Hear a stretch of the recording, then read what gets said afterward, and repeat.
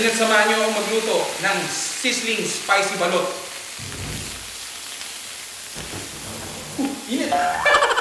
Magandang good afternoon for today's video. Mahilig ka rin ba sa balot? Pero gusto mo naman yung kakaibang twist na pwede mo itong ulamin? Meron akong isi-share na recipe na paniguradong malilimutan mong high blood ka pala kapag natikman mo ito.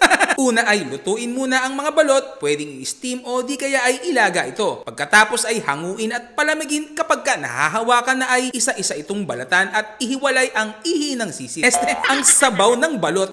Kapag nabalatan na ito lahat, ay mag-init na ng mantika. I-coat ng arena ang balot at saka ito prituhin isa-isa. Kapag medyo golden brown na ang balot ay isa-isa itong hanguin at iset aside muna. Ngayon naman ay gagawa tayo ng sauce, magpainit ng mantika, igisa ang bawang, sibuyas at luya. Isunod ang spring onion at sili. Lagyan ng oyster sauce at kaunting tubig. Haluin ng bahagya kapag kumukulo na ito. Ilagay na ang all-purpose cream, muling haluin at panghuli ay lagyan ng asin at paminta. At ayan na!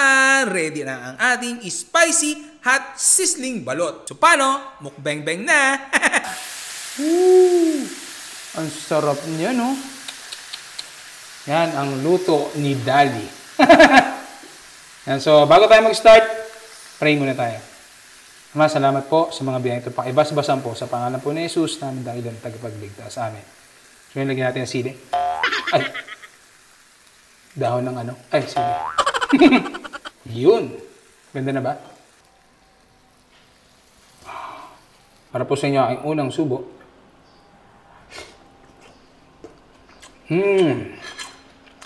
Wow, sarap.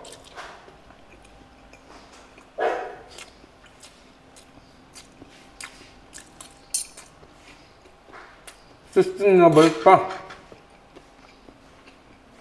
Subukan nyo yung ganitong luto. Grabe, solid.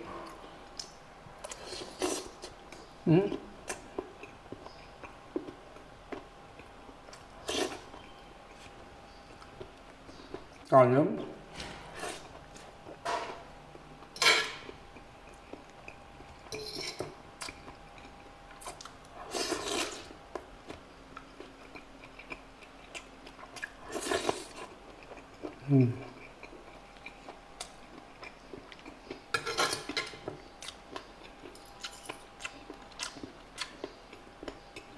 Ano natin ng creamy sauce niya.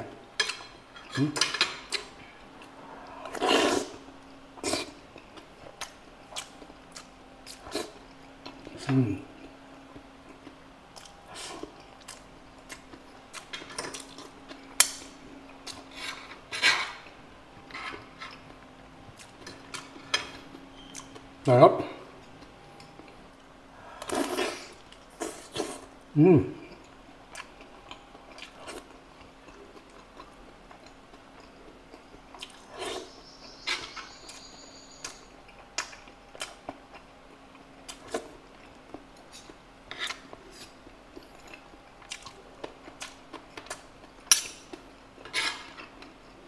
Sarap.